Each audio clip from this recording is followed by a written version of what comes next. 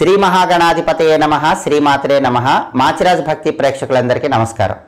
కళలో ఎలాంటి పాము కనిపిస్తే మీకు రాజయోగం పడుతుందో ఈ వీడియోలో మనం తెలుసుకుందాం. మనలో 90% మందికి కళల్లో అప్పుడప్పుడు పాములు కనిపిస్తూ ఉంటాయి. అయితే పాములు ప్రత్యేకంగా కళ్ళలో కనిపిస్తే రాజయోగం పడుతుందని స్వప్న సిద్ధాంతంలో చెప్పారు. ఎప్పుడైనా కళలో తెల్లపాము కనిపిస్తే చాలా మంచిది. శ్వేత సర్పం కనిపిస్తే శివుడి అనుగ్రహం వల్ల కష్టాల నుంచి తొందరగా బయటపడతారు, జీవితంలో విజయం సాధిస్తారు. అలాగే కళలో త్రాచుపాము కనిపిస్తే చాలా మంచిది. అసలు త్రాచుపాము కళ్ళలో కనిపించిన వాళ్ళకి తొందరలోనే విశేషమైనటువంటి ధనము సంపద కలుగుతాయి, విపరీతమైన రాజయోగం పడుతుంది. అలాగే సంఘంలో గౌరవం కూడా పెరుగుతుంది. ఎప్పుడైనా కళలో పాము కనిపించినప్పుడు పాము తల తోక మొత్తం కనిపించినా కూడా అదృష్టమే. సర్పం తల నుంచి తోక వరకు మొత్తం కళ్ళలో కనిపిస్తే తొందరలోనే ధనప్రాప్తి కలుగుతుందని అర్థం చేసుకోవాలి. అలాగే ఎప్పుడైనా కళలో మీకు పాము పుట్ట లోపలికి వెళ్తున్నట్టుగా కనిపిస్తే మాత్రం ఖచ్చితంగా తొందరలోనే ధనయోగం కలుగుతుంది. అలా కాకుండా పాము పుట్ట లోపల నుంచి బయటికి వస్తున్నట్టు కళ్ళలో కనిపిస్తే ఉన్న డబ్బులు మొత్తం పోతాయని స్వప్న సిద్ధాంతంలో చెప్పారు. కాబట్టి ఎప్పుడైనా పుట్ట లోపలికి పాము వెళ్తే తొందరలోనే ధనయోగం, పుట్ట లోపల నుంచి బయటికి పాము వస్తే ఉన్న డబ్బులు మొత్తం పోతాయి. అలాగే ఎప్పుడైనా కళలో పాము చెట్టెక్కినట్టు మీకు కనిపించింది అనుకోండి, తొందరలోనే జీవితంలో డెవలప్ అయి విశేషమైనటువంటి ధనయోగం కలుగుతుందని అర్థం చేసుకోవాలి.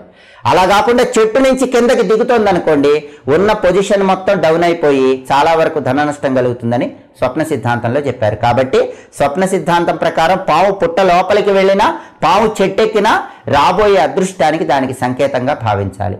అలాగే ఎప్పుడైనా కళలో మీకు ఒక దేవాలయంలో పాము ఉన్నట్లు కనిపిస్తే మాత్రం చాలా అద్భుతమైన రాజయోగం పడుతుంది.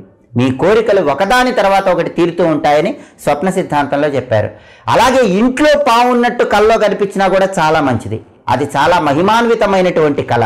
ఇంట్లో పాము ఉన్నట్టు కళలో కనిపిస్తే తొందరలోనే శుభ ఫలితాలు కలుగుతాయి. అలాగే మీకు కళలో పాములు కొట్టుకుంటున్నట్టు కనిపించినాయి అనుకోండి, పోట్లాడే పాములు కళలో కనిపిస్తే భవిష్యత్తులో సామాజిక సమస్యల కోసం పోరాడతారు. ఒక సమస్య కోసం భవిష్యత్తులో సమాజం కోసం ఖచ్చితంగా పోరాడతారంటానికి ఈ కళను మనం ఉదాహరణగా తీసుకోవాలి. అలాగే ఎప్పుడైనా కళలో చనిపోయిన పాము కనిపిస్తే మాత్రం అది దోషం, మీకు ఇబ్బందులు రాబోతున్నాయని అర్థం. అలాంటప్పుడు శివాలయానికి వెళ్ళి రుద్రాభిషేకం చేయించుకోవాలి. అప్పుడు ఆ కళ వల్ల వచ్చిన చెడు ఫలితాల నుంచి బయటపడవచ్చు.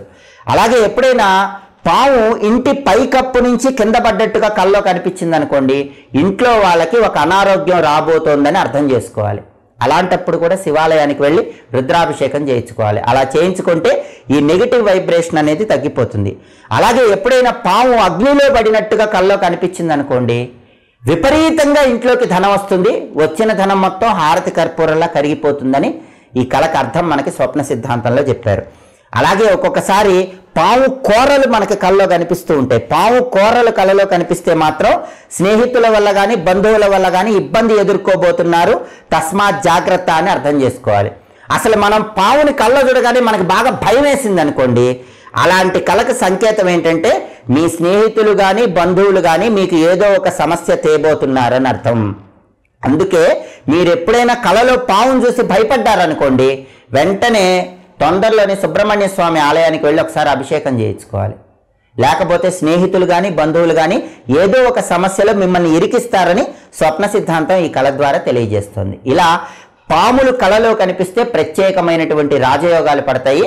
ఆ కళల వల్ల చక్కటి శుభ ఫలితాలు కలుగుతాయి.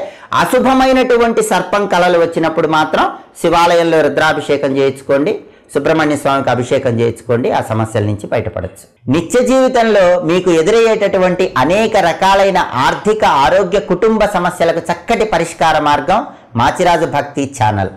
అందుకే మా వీడియోస్ మీకు నచ్చినట్లయితే మా ఛానల్ని లైక్ చేయండి, కామెంట్ చేయండి. మా ఛానల్ వీడియోస్ 10 మంది మిత్రులకు షేర్ చేయండి. మా ఛానల్ని సబ్స్క్రైబ్ చేసుకోండి. పక్కనున్న బెల్ సింబల్ నొక్కటం మాత్రం మర్చిపోకండి. సర్వే జనాః సుఖినో భవంతు. స్వస్తి.